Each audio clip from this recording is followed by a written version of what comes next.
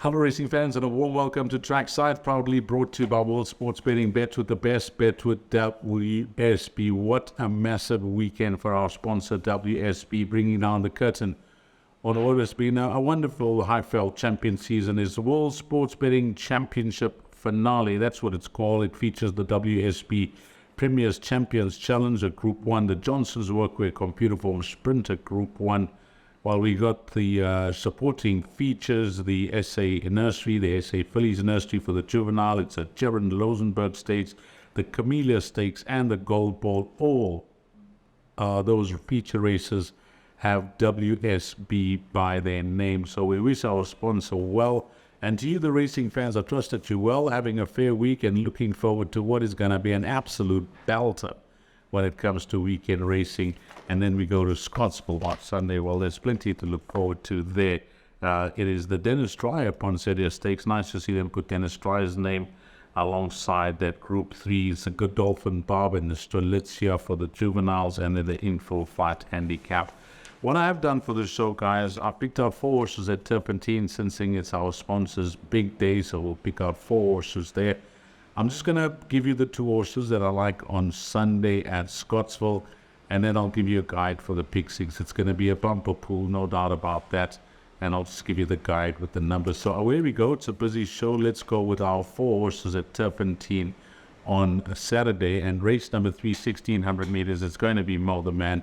Johan Janssen van Vieren and Keegan de Mello will team up. You can hardly fault this individual's form, but what really catches the eye is the form line of his last start. That was a very good run behind Bob's Your Uncle. That form line has seen Bob's Your Uncle win again.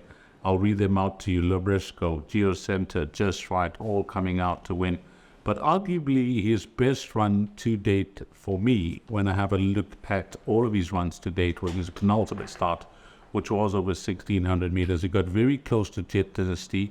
We saw that come out to win again during the course of the week. And of course, there was one more winner from there on the guest list, a subsequent winner from that form line. So nicely drawn in the small field with the experience. We know that he gets 1600 meters.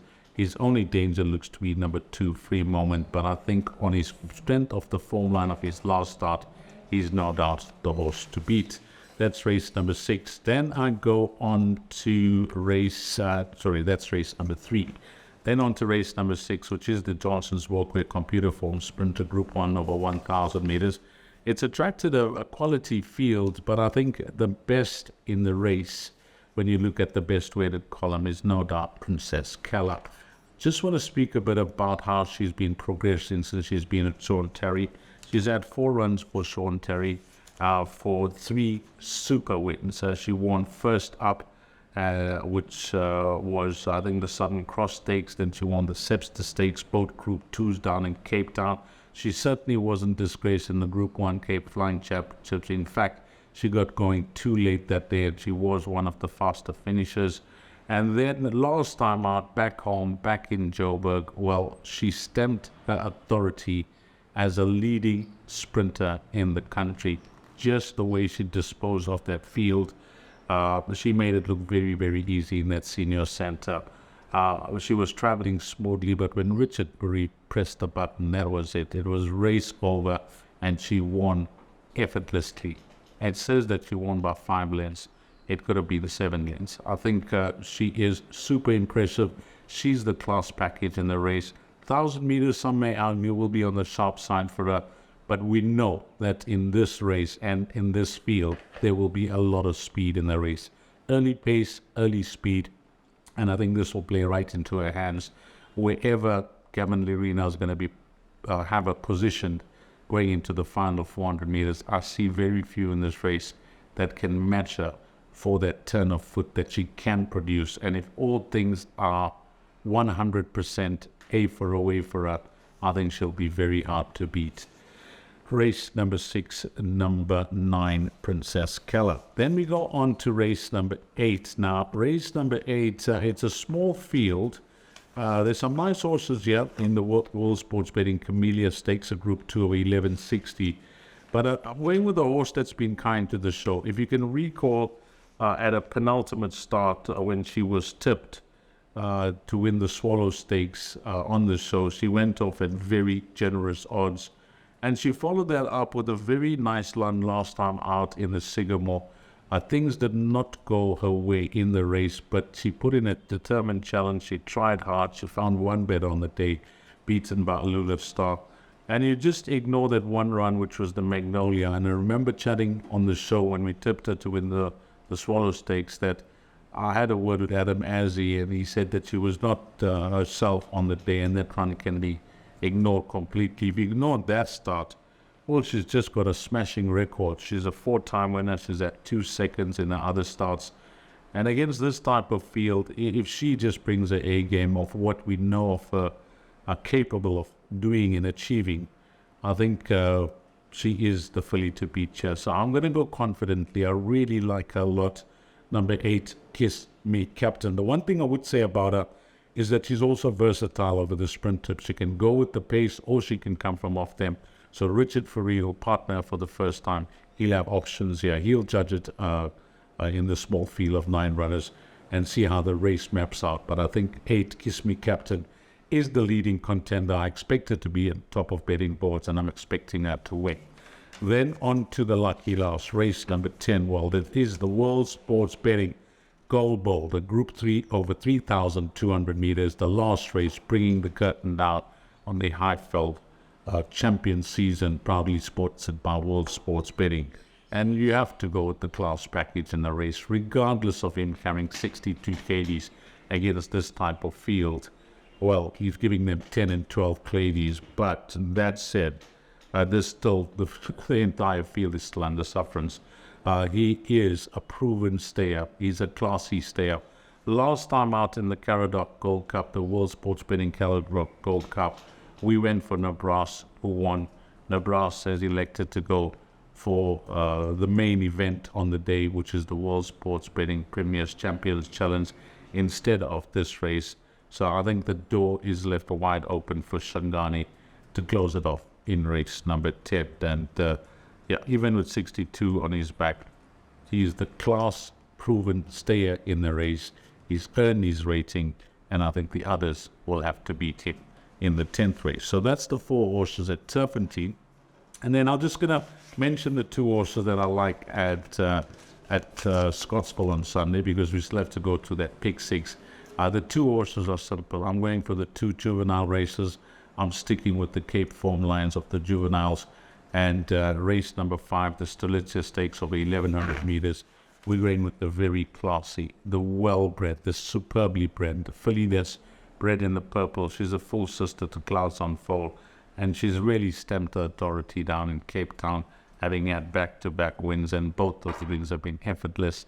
And I'm expecting her to make a winning debut in the province, and I think there are bigger and better things to come from her besides winning this Group 3 Stolice Stakes. She's a class act, this filly. Follow her until she gets beat. I think she'll make it 3 on the bounce. And then race number 6, well, the obvious horse here is going to be Dean K.R. Dean Kanamayer Racing Outlaw, number 4 in the Godolphin Bob Stakes of Group 3.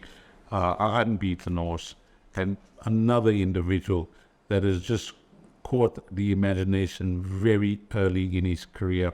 Just the way he gets the job done. He travels, he accelerates, he makes the opposition look ordinary.